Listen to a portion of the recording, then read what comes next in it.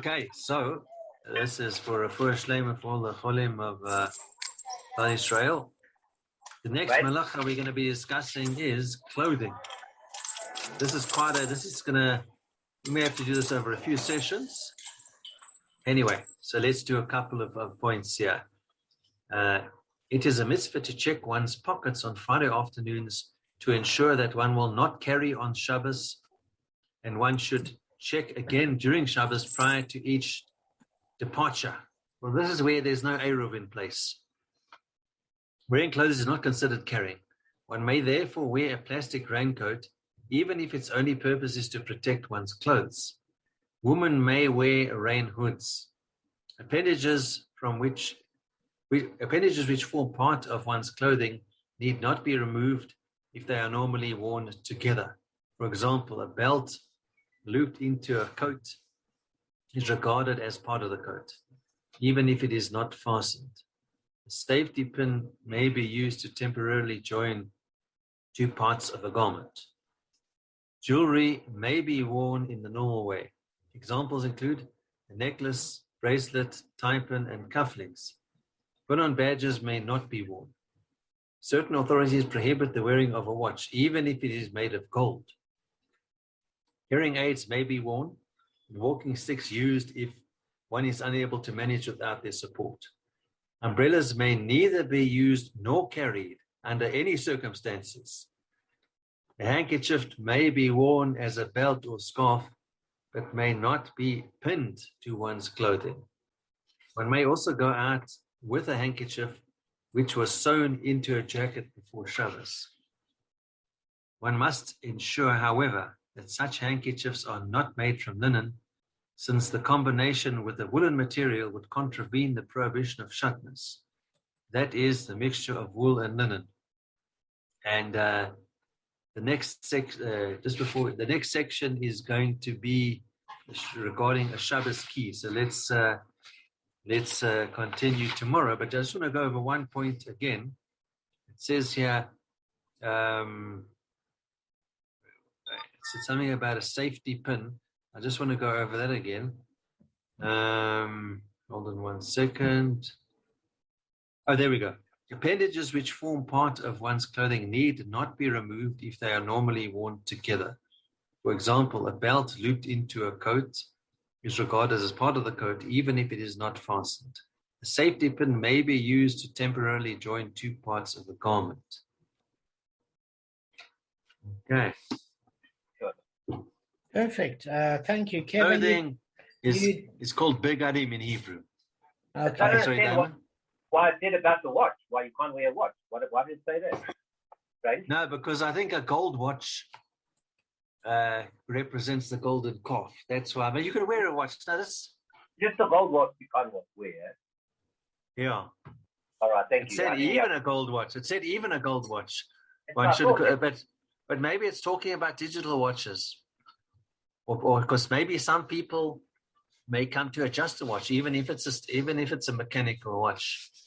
Most people don't, but maybe that's why, as a geder, as a fence to be put around it.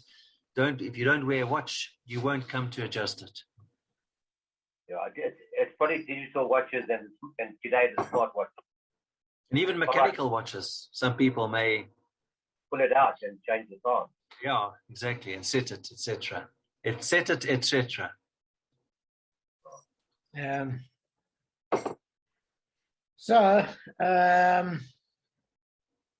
Kev, you teaching at 7:30, is that right? Yeah, like same as last night, yeah. Okay, no problem. So I just want to let Arthur know what he missed. Is there's just two opinions. Arthur knows this. He's like 3 duffs ahead.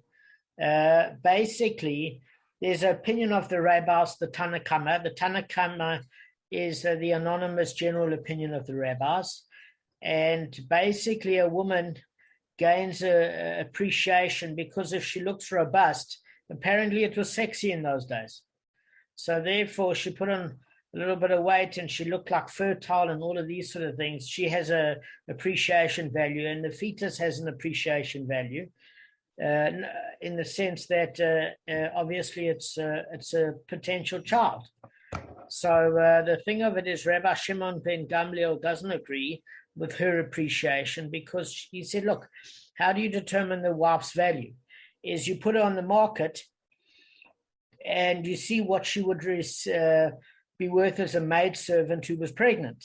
And the reality is it's quite a risk to buy a maidservant that's pregnant, because the mortality rate in those days were high. She could die. And therefore, you've bought something that has a high risk probability. And even when you work out the cost of the infant, you can't say, well, it's not like an infant that was born. This is a fetus.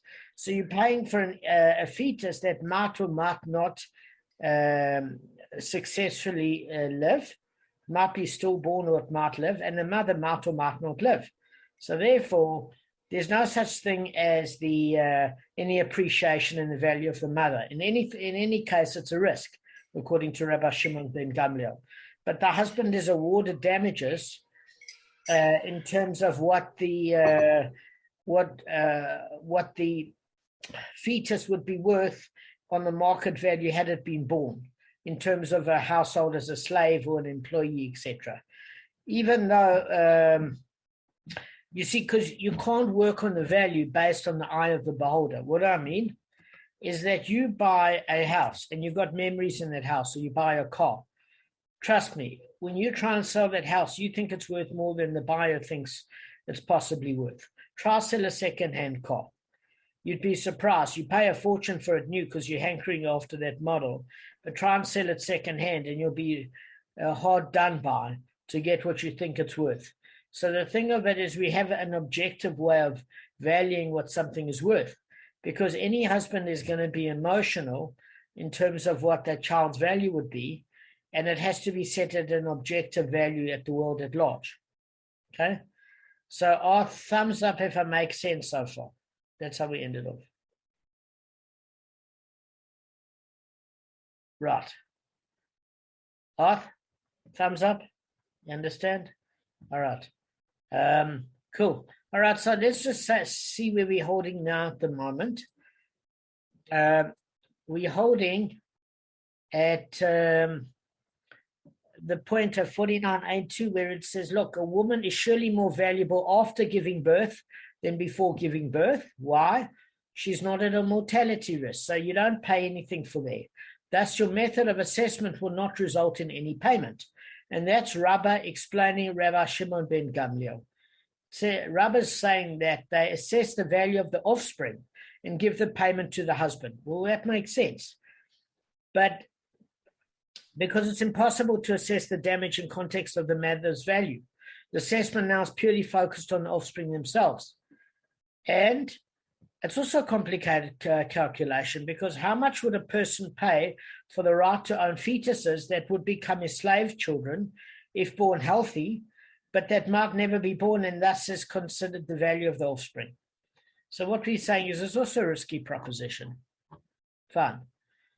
So the Gemara now has to find support for Rabba's explanation. Because taught similarly in the Brisa, Rabban Shimon ben Gamliel says, is a woman actually more valuable before giving birth than after giving birth? Why? A woman is surely more valuable after giving birth than before giving birth. Thus, your method of assessment will not result in any payment. Rather, they assess the offspring to determine their value and give the payment to the husband. So all the Gemara is doing is getting a brisa to support this particular Mishnah. There's an alternative explanation of Rabbi Shimon ben Gamliel. According to this explanation, Rabbi Shimon ben Gamliel does not deal with the assessment of the offspring, but with the assessment of the woman's appreciation through pregnancy. Okay, this is now the opinion. We did the opinion of Rabbah, and Rabbah said the woman doesn't appreciate in value. She's risky, but we assess in terms of the child, and even the child's risky, but at least we have to make some sort of risk assessment. Rabbah is saying no, it doesn't work like that. We actually don't deal with the assessment of the offspring, but with the assessment of the woman's appreciation through pregnancy. So Rabbah is teaching Rabbi Shimon ben Gamliel, saying, does a woman appreciate through pregnancy only for the man for whom she's giving birth, the father of her fetus, and have nothing for herself in the appreciation of her body through the offspring. So, guys, I want to ask you something. Rava's view is that, yes, like the woman's now become more robust and attractive, but why should the husband get all the money? Right? Why? Because yes, he put in his half an hour's worth of work. I get it. She's pregnant now. But who but who at the end of the day has to deal with the schlep? I mean, you know what pregnancy is? A fetus is considered biologically as a parasite to the host, the mother. And therefore the mother's body has reacted in being able to be more robust and has made physical changes. So why should the husband get all that money? It should also be the benefit of the wives. That's what Rav is saying. That's what he's saying Rabbi Shimon ben Gamliel's argument is. Okay? Why do you assess in a manner that causes this entire benefit to be given to the husband? Because like the Tana Kamma, which is the anonymous opinion of the rabbis, say that the husband is awarded not only the value of the lost offspring themselves, but also the value of the robust appearance that the woman has gained through pregnancy, but was lost through miscarriage. So therefore, if it's lost through miscarriage, you have to pay for that loss. So just Rabbi Shimon ben Gamliel wonders why this value should be entirely the husband's. When the robustness, just put yourself on mute, Butti. When the robustness is produced by her body in conjunction with his fetus. In other words, Rashi is saying her share ought to be considered nezek, actual damage, because she's the one that suffered bodily loss. Now, basically, the answer given is that we assess, according to Rava, that we assess the value of the offspring alone and give that payment to the husband. But the value of the appreciation that had occurred in the woman through the offspring is divided by the husband and the wife. Okay? Let me just check Rashi's opinion here. So, all right, it's got an interesting discussion. It says on 47a, the Gemara divided the increase in the mother's value into two categories with regards to a cow, fattening and expansion. But Rashi says you can only deal with expansion because you're not going to eat the woman. You're only looking at the fattening process as inherent value if you're going to eat the creature. So since you're not going to eat the woman, you can only look at the physical beauty part, which is the appearance of robustness, which is expansion. Okay. But that's all right. Amazing the commentaries you read. But surely her value should not be, no one else should be able to determine that except the husband. Her value, because it's his property, really. No, he can't determine it because he's not objective. Let me explain. No. Yeah? No, I didn't mean it like that. Not to determine it. Just carry on. I'll come back to it. No. I'm listening to you. Tell me what you mean. If I haven't heard you properly, explain it to me. I've gone blank. Sorry, that's why I said carry on. All right. Listen, if you think of it, let me know. Okay, I'm interested in what you have to say. So now we found support for Rava's explanation. Now we need support for Rava. This case where, listen, the husband gets the entire benefit of the fetus, but the appreciation of the woman's body, that loss from the miscarriage, so that she's not as attractive, they split the benefit. So it was taught similarly in the Brisa. Rabban Shimon ben Gamliel said, does a woman increase in value through pregnancy only for the man for whom she's giving birth and have nothing for herself in the appreciation of her body through the offspring? Why do you assess in a manner that causes this entire benefit to be given to her husband? Rather, the correct approach is as follows. They assess the damage to the woman by itself and the pain by itself and give these amounts to the woman. So nezek shalom is actual damages to her. So then you might say, well, hang on a second. We learned before that if it was visible damages, the husband gets 2/3, and that if it's concealed, If it's concealed damages, she gets 2/3 and the husband gets 1/3. Does that make sense? So we're saying, what do you mean that she gets to keep it? Well, there are rabbinical opinions that say that if it's damage to her body, she does. But the majority of the rabbis turn around and say that they both get the benefit, and it's divided, as we said previously. But her tsar, her pain, she gets to suffer. Her husband in no way suffers from her suffering, except he has to hear about it. So, but she gets to keep that money entirely. Okay. Now, you know what I wanted to say is that yes. This woman, when she gets bigger, she's worthless because she's either married or she's got this car and she's having a child. So she's worthless to the rest of the world. She's not available to the rest of the world. So she's got no value to the rest of the world. Sorry, that's just my input. Okay, so let me put it to you like this. I'm going to give you two possible answers to what you're saying. The first thing of it is as follows. Let's just take a case away from her, like what we learned yesterday with regards to suffering damages that disfigure her. Okay, so let's say that in that particular value, if it's concealed, she gets 2/3 of the value and the husband gets 1/3. If they're visible damages to her body, he gets 2/3 of the damages and she gets 1/3. So your argument could be the same in that case.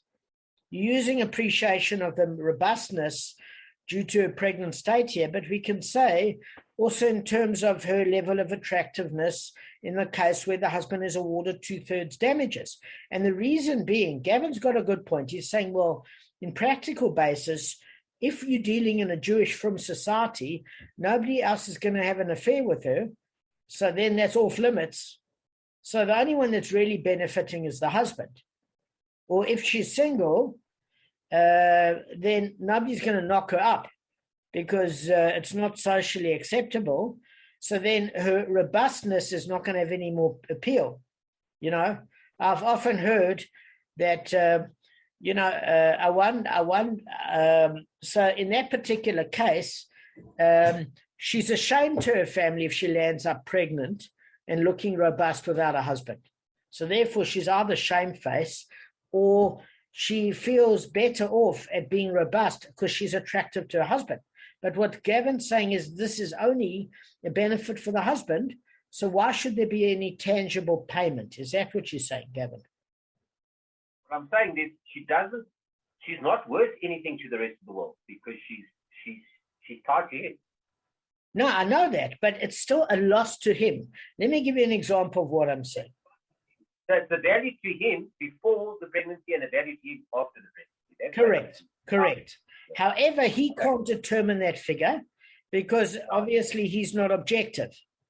So you'll say it's $1 million, whatever, whichever way. Yeah, exactly. So we're saying that Gavin's right. It's still a loss to him. Say, for example, a child that a parent loses. That child, if he's 5 or 6, is a menace to society. He's not a financial contributor. Let's just be brutal here. The parents think he's cute, but at the moment, at 5 or 6, as far as society is concerned, he's a financial dependent, meaning he's dependent upon the society resources and he's not a productive financial contributor to society, not in terms of his skill set, his earning potential, or his ability to employ others, nor his productivity. And therefore, who's our value to? The parents. But you never see in a court case in America or England, there's an argument where the defending attorney stands up of the killer and says, listen, my dear jurors or my dear judge, this person is only valuable to the parents, so why should they be paid off? So yes, often people are only worth something to a select few number of people. That's true, but it doesn't mean it diminishes their loss. So let me give you a primary example. I've got a car, okay, and that car, not a car. Let's put it something different. I've got a secondhand TV that is worth like a 55-inch secondhand. That's probably not worth a lot of money. But to me, I get enjoyment every night. If somebody steals the TV and they arrest the person, I'm entitled to get the money back, but it doesn't affect society at large, but it does impact on me. So therefore, law systems always have to protect the society and law at large versus supporting that individual within the societal or greater realm. Does that answer your question, Gav? Oh, thanks. All right. So anyway, listen, we found a brisa that said, look, it's that supports the Mishnah, according to Rava, that said, listen, the appreciation of her body is also the woman's benefit, as well as the husband. As far as pain is concerned, she gets that money by itself. And as far as the actual damage, nezek shalom, the rabbis say if it's visible, 2/3 go to the husband, 1/3 to her. If it's concealed, 2/3 to her, 1/3 to the husband. There's some rabbinic opinion that says she keeps it entirely. But as far as the fetus is concerned, that goes to the husband entirely. All right. Having cited these two brises containing diverse versions of Rabbi Shimon ben Gamliel, the Gemara asks, these statements of Rabbi Shimon ben Gamliel are contradictory. What statement, guys? The statement between what? Rabba's opinion and Rava's opinion. Can you guys call back to me what their opinions are? I want to see how you've been concentrating.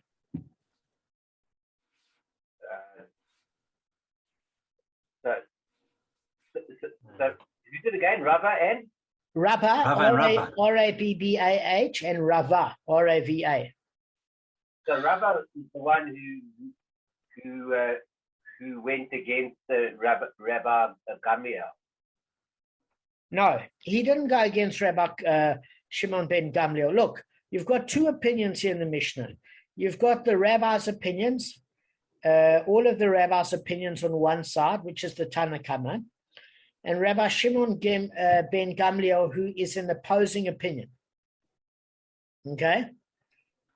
Yeah. And he basically said that, you don't actually...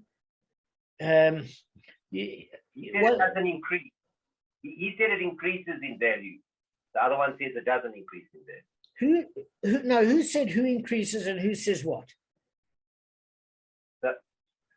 So I think Gamliel, whatever, says that it increases in value because you've got a chance of dying beforehand. So if you don't make it, then when you survive, your value increases. Okay, hang on a sec. Before we get there, what is the rabbi's opinion in the Mishnah? No, I can't remember. They either say increase or reduce. So they're the opposite of him. Kev, you must have done some work on Shabbos on this, but something. No, not Shabbos. I did it yesterday. I was sick on Shabbos. And I did it from, what's it called? Safaria. So I didn't maybe get everything, but I tried my best. Just give it to us. I think I've got it mixed up the wrong way around. All right. So there's two different opinions, you say? Yes, absolutely. Give the two opinions. It starts off with the rabbis. What did the rabbis say? In terms of the value of if she loses pregnancy, if she her value is in terms of her value being diminished. The rabbis. The fetus. Yeah, I can repeat it. You talk about the fetus, yeah. With pleasure, I can repeat it. There's no problem. What I'm going to do, guys, is I'm actually going to send a new link and then share the Mishnah. And we're just going to go through it in 4 or 5 sentences, then we're up to date. But then I want to come back to the ground. Didn't the rabbi say that? What? They're going to send a Zoom link, yes. It's maybe the fetus directly. Forget about Arthur. The mother before and after. Arthur? Are you talking about the value of the woman or the value? I mean, how it differs? Or am I too far ahead? Now, you're not too far ahead. We're saying, what's the story with regards to the woman's value according to the rabbis? Okay, so if she's the one rabbi said that which rabbi? if she's a free woman. I can't remember exactly. The one. Okay, I'll just tell you the story. You'll add the rabbi. Sure. The one rabbi said if she's a free person, there's no compensation for the ger. Okay, because it's not a value. And the other one said if she's a slave, there is a compensation. Because she has value. And it's a loss to the actual person. No, that's not true, but your second part is true. Oh, okay. All right, I'm going to send a new link and then I'll explain it to you guys in a few sentences. Hey, at least I tried. After you did try. If you don't play the lotto, you never win. The Mishnah explained how this payment is assessed. How does one pay the value of the offspring? They assessed the woman and determined how much she was worth before giving birth and how much she is worth after giving birth. That is, miscarrying and the depreciation is considered the value of the offspring, which the damager pays. Rabban Shimon ben Gamliel said, if so, a woman increases in value after she gives birth. Rather, they assess the offspring and determine how much they were worth. The Mishnah discusses to whom payment is made. Okay, perfect. So stop there. So, guys, very simply, there's the opinion of the Bava Kamma, which is the rabbis, that say, look, for miscarriage, we're not talking about for miscarriage regarding pain and actual physical health damages, etc. That for sure, she gets the pain and the majority of the damages to her physical body. Obviously, if it's cosmetic in nature, the husband does get some of the benefit because he's affected by her dropping her looks. As far as miscarriage is concerned, it's comparing her value of her robustness whilst pregnant compared to when she miscarries the fetus and she's no longer as pretty as where she was in a pregnant state. Obviously, the definition of pretty was different in those days. Depreciation is obviously her physical depreciation, and miscarrying is the value of the offspring. Okay? Rabbi Shimon ben Gamliel said, look, actually a woman increases the value after the birth. So Rabbi Shimon ben Gamliel, according to Rabbi, his explanation is that, look, she's at risk. She's actually at risk that she could die in labor. And therefore, if somebody was buying a pregnant maidservant, it's a very risky purchase. So if anything, she's worth less. So definitely you don't have to pay as the damager for that loss of the depreciation within the woman. So that's according to Rabbah, explanation of Rabbi Shimon ben Gamliel. The rabbis saying that you do have to pay as the damager. Why? Because to the husband, she was more beautiful while in a pregnant state, but after the depreciation that she's no longer in that state, there's a loss of beauty. As far as Rava is concerned, is that the woman, the offspring goes to the father. There's nothing to discuss. The value of what that offspring would have been worth. However, the woman's loss of physical beauty affects her psychologically as well, and it's her body. So the husband and the wife share that benefit. And we've brought a brisa to prove both cases. That's what we did. Okay? So there's an opinion, but we're saying, hang on, then there's a difference because Rava and Rabbah have got two different explanations of Rabbi Shimon ben Gamliel. And since they've got two different explanations, they're in contradiction of each other. So what do you do with this apparent contradiction? So the Gemara answers, listen, there is no contradiction. What we are talking about here, in order to resolve the contradiction, is a woman who's bearing her firstborn. Whereas here, we are dealing with a woman who is not bearing her firstborn, but a subsequent child. What does this mean? Is that if a woman's had multiple successful births and pregnancies, do you think she's more statistically likely to give a successful birth when you've got a track record of her having successful births? Yeah. So the Gemara is saying, look, if a woman's never given birth before, she could develop severe complications, and we don't know how at risk she is. But if she seems to have a good track record of giving birth in good health, there's a reasonability to assume that it's not a contradiction of opinion. Okay, because all he's saying is that according to Rabbah, the risk is not as great. Then you can talk about the if it's a third or a fourth pregnancy, yes, then you can say that there's loss in terms of attraction that the husband has, because he finds her robustness more physically appealing, and therefore he suffered the loss of her beauty. However, you can't say that on the first pregnancy when he's just anxious that she'll make it out of there alive. I don't know if what the opinion would be, because there were many cases in history where people gave successful births the first few times and then they hemorrhaged. It wasn't unusual. As you get older, the risk can probably get greater as well. I think Gavin's bringing up a good point, is that maybe when she's younger, she's in a healthier condition and there are complications as she gets older. So I think Gavin's got a good point there. All right, let me just see if we want to go down any other issues today. We'll just start again tomorrow.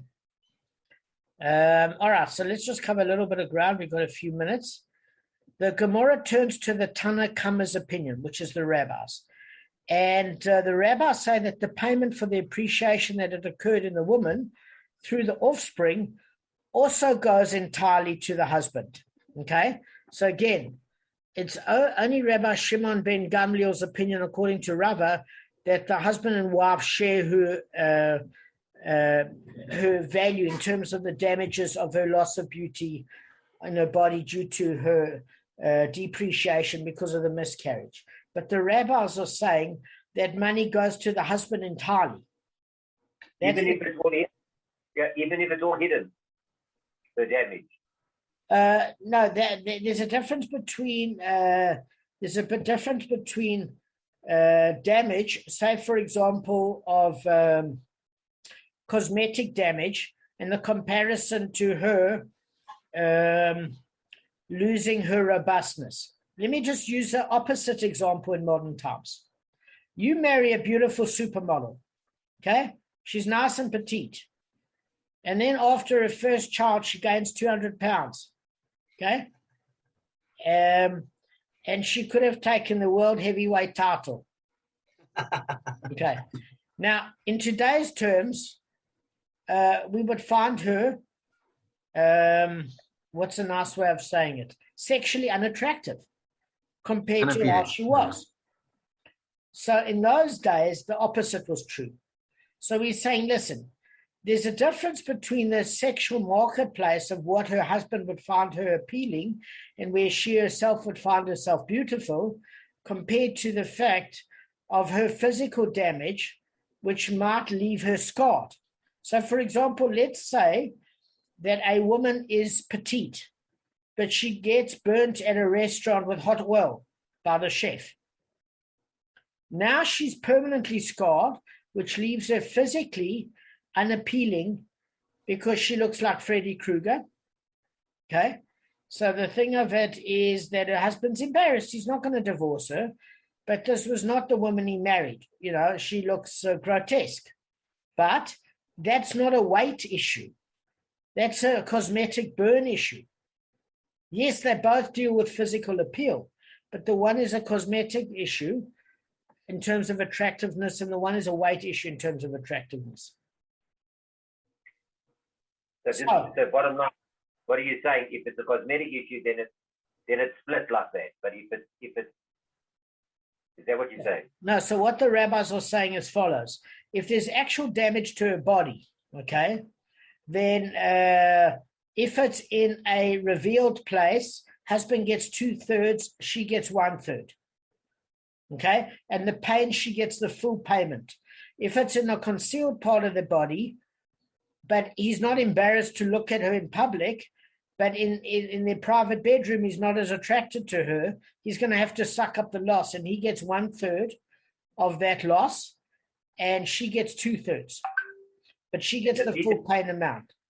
Fetus went, then it will go fully to you. No, we're not going to the fetus issue yet. We're talking about level of attractiveness.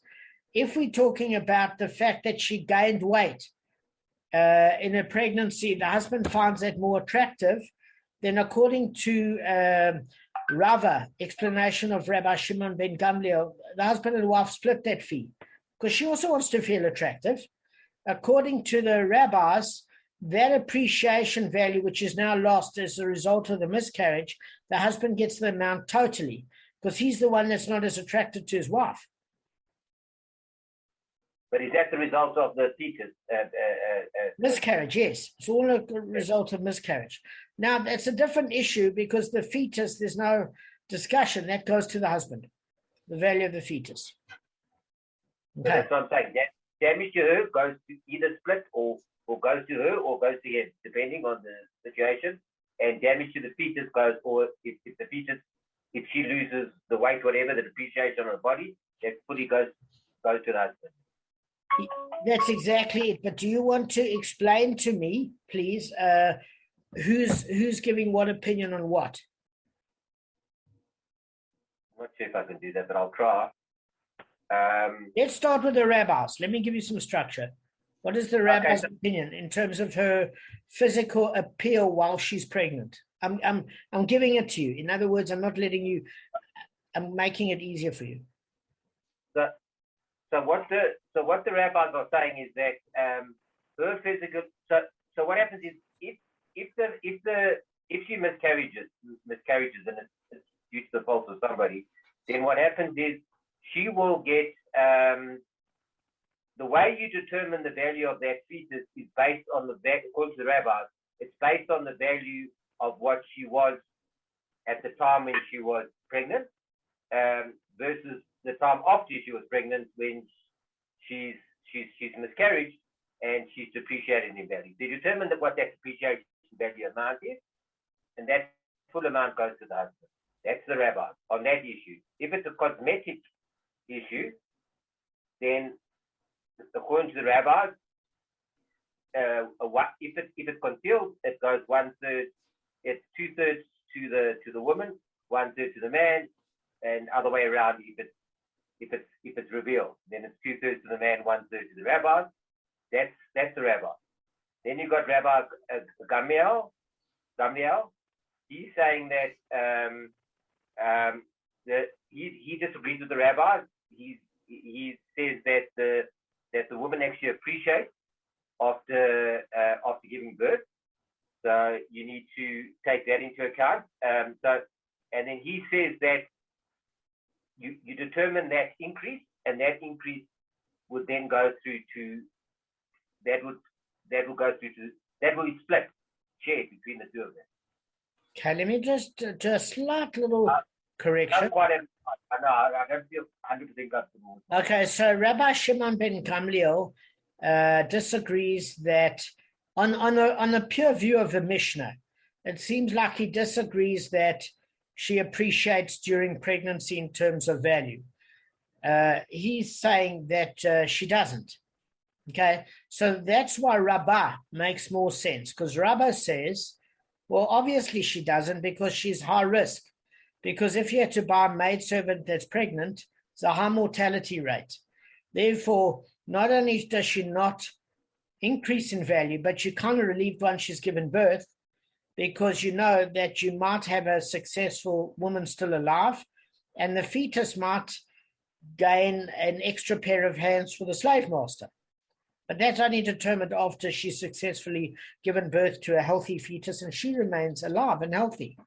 So she definitely doesn't increase in value when she's pregnant. She's a purchase risk. No, I'm getting to that. I'm saying that's according to Rabbah, whose explanation on Rabbi Shimon ben Gamliel makes much more sense according to the Mishnah, because it's literal. It's actually, you can read the words. Rava's opinion is saying, no, listen, what we're saying there is the fetus, yes, it does go to the husband, sure, the value of the fetus, but the woman does appreciate in value during a pregnancy, but that's split between the wife and the husband because it wasn't just as half an hour of contribution. Her body is to, she's a part of it. Her body had to make changes. She's the one that had to live with morning sickness and everything else. So they should share it. But if you actually read the Mishnah directly, Rabbah makes more literal sense because he's just explaining. Because nowhere in the Mishnah do I really read that the woman appreciates according to Rabbi Shimon ben Gamliel, to be honest. I thought I saw that somewhere. All right, so what I'm going to do now is I'm going to share the screen because I might have missed it, Gav. But, no, I didn't read it once, Damon, but don't take my word. So, yeah.